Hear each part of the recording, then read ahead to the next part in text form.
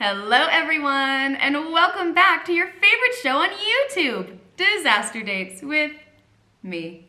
No, seriously, welcome back everybody. It's so nice to see you here. If you're new here, hi, welcome. You can go ahead and click that subscribe button. You know you want to. You know you want to. Today, we're gonna be going over a story that happened in June of 2022. You know what I'm talking about.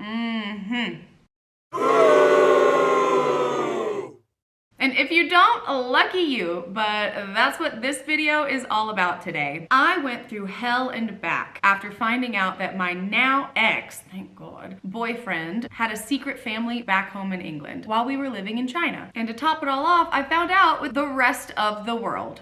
It was extremely embarrassing for me and downright annoying. It seemed like no matter what I did or didn't do, I was still in the wrong. It still wasn't good enough. I would literally be sitting in my room, not speaking to anybody, not responding to reporters, nothing, and I was still in the wrong.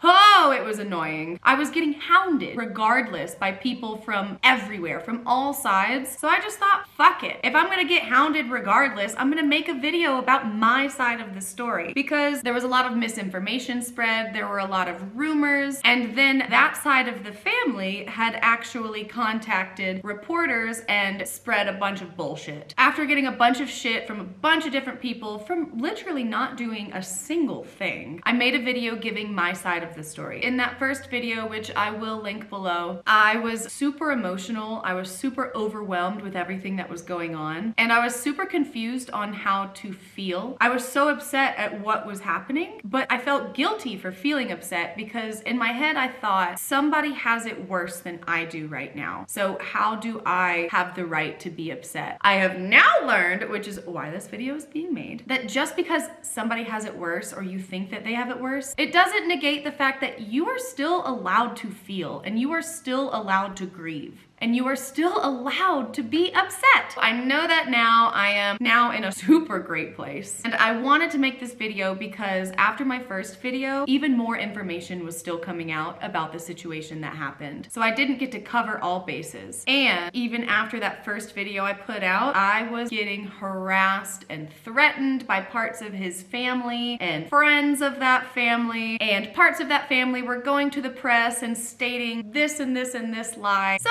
I have come today to give you all what you've been asking for. It probably won't please anybody, but it's really therapeutic for me, so I don't really care. So to all the troglodytes in my DMs right now in England telling me, take the video down. No. Enjoy!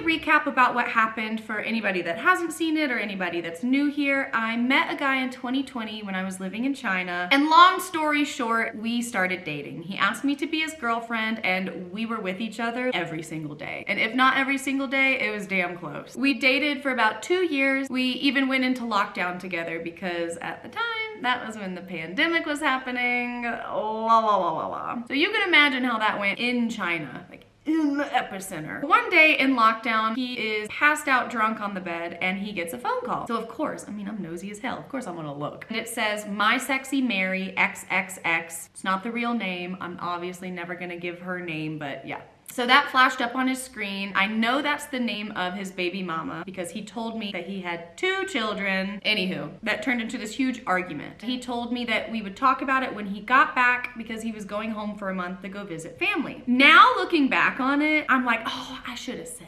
this, I should have said this and done this. But it's so easy to say what you would have done in a situation as opposed to being in that certain situation. So we were in lockdown in China. My mental state is already all over the place because of however many years of lockdown that we've been going through in China because of this pandemic. Now I have this happening on top of all of it. It was just, I let it go. I let it go at the time and I said, you're right, we will talk about it when you come back. So he goes, a few days go by and I'm like, you know what? I actually can't wait. So I message him and I'm like, look, I know you're lying to me about my sexy Mary. We need to talk about it. Let's get on the phone. I can't wait. We have to squash this now. And then that's when Houdini happened. He just turned into a little magician and poof, he disappeared. And still to this day, I have never heard from that man. But first, while this was happening, I was upset. I was like, oh, Why isn't he messaging me?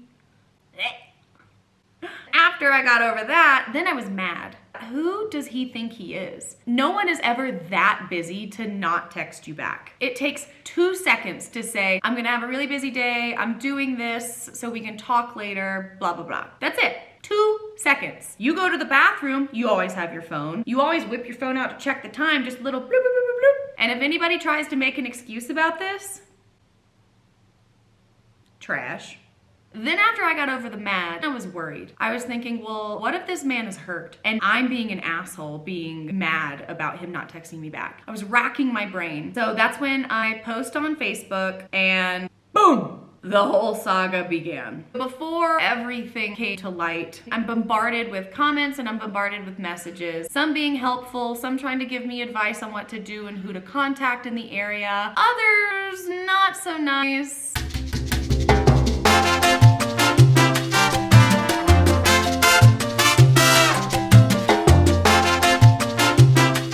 But to all the people who sent me really crummy messages, I forgive you. I totally understand, because in that situation, I probably would have done the same thing. So it's chill. There was one woman in particular who was super helpful and she was super sweet about the entire situation. So she connects me with Paul's fiance. We speak on the phone. It seemed like an hour, and I think I said in a previous video it was an hour, and now I've looked at this call log and it was only like 30 minutes. Still, it was enough time. She tells me that they've been together for 12 years. They have never, ever, ever been separated. They don't have 2 kids, they have 5. A whole basketball team of secret children this man has. Anyways, so they have 5 children. I told her I was so sorry about the situation. She messages me when we get off the phone on Instagram. I see that she had messaged me before saying that she was Paul's fiance, but I was so bombarded with what was happening on Facebook that I didn't even see it. She then messages me asking, are you okay? And I respond, sorry, I just saw this Instagram message. No, I'm not. But the better question is, are you okay? She says, no, not at all. I spoke to him. He's just the worst person. I said you wanted his email, which I never asked for his email, so I was a little confused by that, but let it go. And he said, don't bother, he will never reply. I told you he would say that. I'm glad we spoke, thanks. Which she never told me anything. I was so confused about the email comment, but it is what it is. I said, that's so fucked up on his part. He makes an entirely new life with someone and then not even give an explanation when the truth comes out unexpectedly. Blah, blah, blah. I'm glad we spoke too, thank you. In less words, I was trying to say, how strange, he won't take accountability for his actions, but so a little while later, I send her a message on WhatsApp because I'm thinking, what if this man tries to manipulate the situation? Because she wasn't there. She hasn't been with us in our 2-year relationship. She's been back at home. So I messaged her and I said, if you have questions or doubts from anything, I have screenshots and photos of our entire relationship over the past 2 years, just in case he tries to manipulate anything. She said, honestly, he wouldn't try. He just wouldn't speak. Says he don't know what's wrong with him. He's a coward. I say, are y'all at least gonna be able to talk in person? And I'm hoping the phone calls from unwanted people have stopped for you, because she told me that a bunch of people had been calling her. Then she sends me a screenshot a little bit later of their messages, and he goes, this is his answer as to why he has done this to me. I respond, those answers are bullshit. You cheat on your fiance of 12 years and you don't know why. She says, I know. I just wouldn't be able to extract an answer, and if he won't give one, why should I waste my time? He's ruined his already lonely life as far as I'm concerned. Yes, queen. Yes. I respond, I'm so sorry this is happening. I wish we didn't have to meet this way, but you are absolutely right. She sends me another screenshot of their conversation, her and Paul. You guys can pause to read that if you want to. I said, wow, 2 years wasn't real. That's quite an impossible argument on his part. I'll send you messages and photos tomorrow if you need. She sends another screenshot. You can pause to read that as well. She says, I don't need them yet, but thank you. And after a few days, I think it was literally like a day and a half, maybe 2, I was drinking my pain away. And embarrassment and confusion and all of the above. I woke up the next day so hungover for this, guys, and I get this message from her. She sends me the original Sun article and says, our national newspaper. There's my face plastered all over everything. I said, WTF, this is so embarrassing. How did the Sun find out about this? She responds, a local journalist came across your post on Facebook and started to message people in England making comments. There we go. To all the doubters who thought that I was selling my story. So I had checked through and I had gotten so many messages from people. And at this point, it had already spread, I guess, to the sun and in Australia and China. So I said it's spread now to Chinese media and Australian as well. She says, well, I'm just holding my head up. I've done nothing to deserve this. I'm humiliated, but it'll be old news soon. I say, good, hold your head up high. We don't deserve this at all. I did not consent for them to use any of my photos. They stole them from my social media, which is true. I mean, they chose good ones, thank you, but I still did not ever consent for any organization, anything to use any of my content, which I understand. Oh, but Rachel, it's on social media. You put it for the public to see. I get that. It's the principle. I also emphasize we don't deserve this because the entire time I was being made to feel guilty for feeling anything at all. And yes, I understand that I was the other woman in this situation, but it wasn't my choice. I had no idea about who this woman was until everybody else did.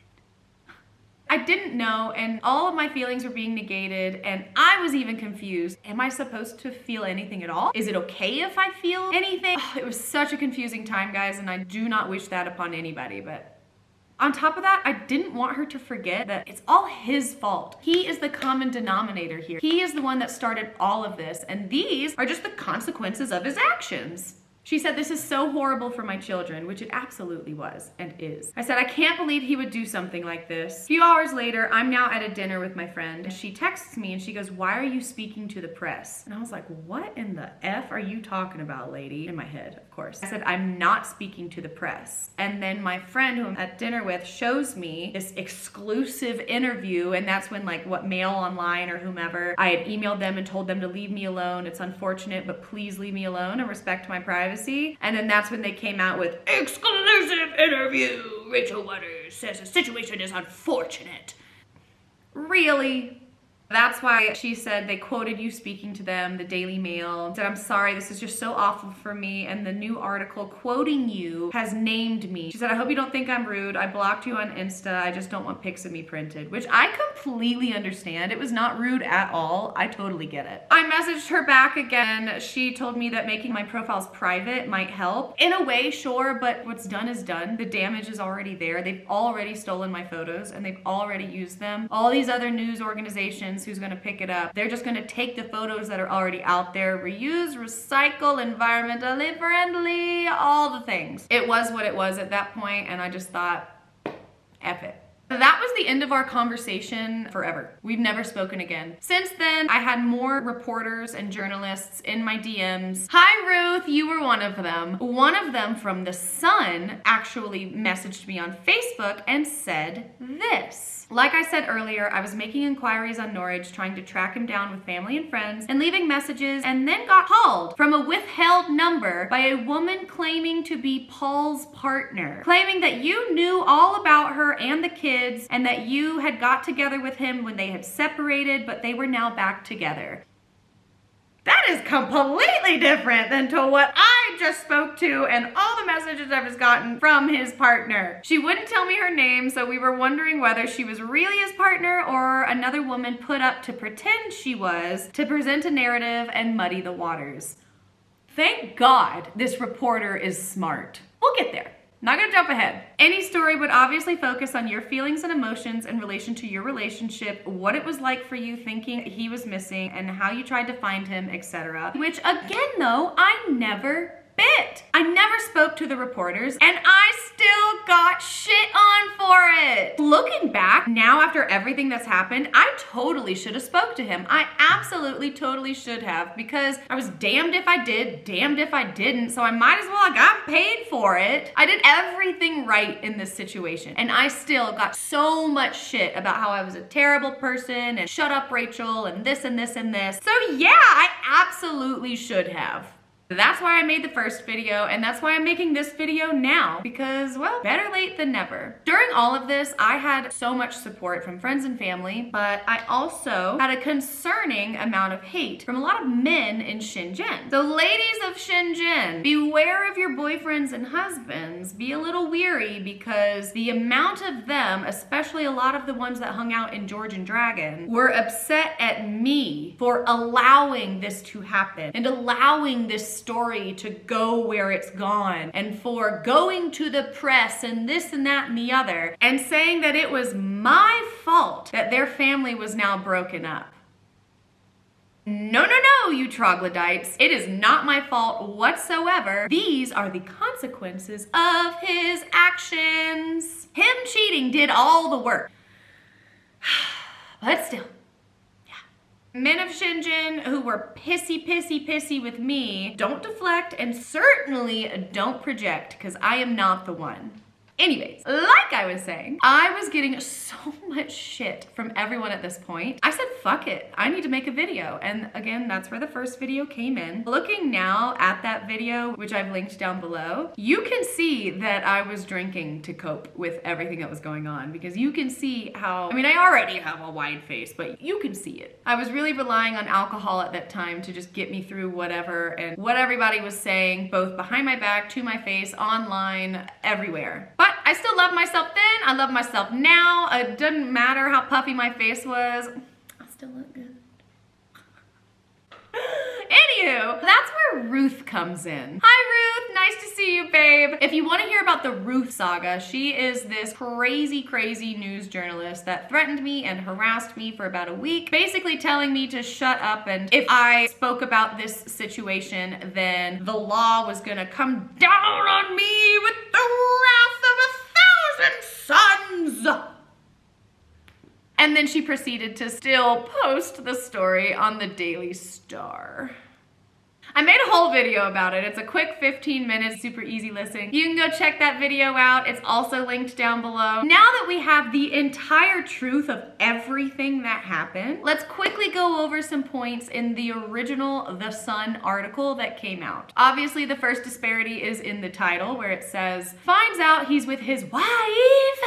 How I read it. And kids in Norwich. Not his wife, it's his fiance, whatever. As you continue reading, you can see that it says he became trapped by the pandemic and started a relationship with me. At one point, yes, we were all trapped within China during the pandemic, but then they loosened the controls a bit. If you worked for a reputable company at the time, then they would be able to get you back in. He had opportunities to go back for 2 years between 2021 and 2022, but trapped. He was trapped, yeah. As we go down towards the bottom of the article, it says he recently returned and they sort of got back together. They've been separated and got children, and they thought, well, let's give it another go. And they said there was no overlap between the relationships. If there was no overlap between the relationships, then why would the fiance be getting upset and sending me messages with what you guys all just saw? And why would all these people be getting upset? Why would their family be broken up about this? I mean, what do I know? Y'all be the judge. Y'all be the judge of that. And last but, I mean, probably least, is Rachel did not reply to messages from The Sun. They never reached out to me, and I even sent them an email, as you can see here, calling them out for saying, hey, you guys never ever reached out to me. Why are you posting that you did? Well, that's everything that happened with that little saga. And yeah, even now, it is still circulating the globe.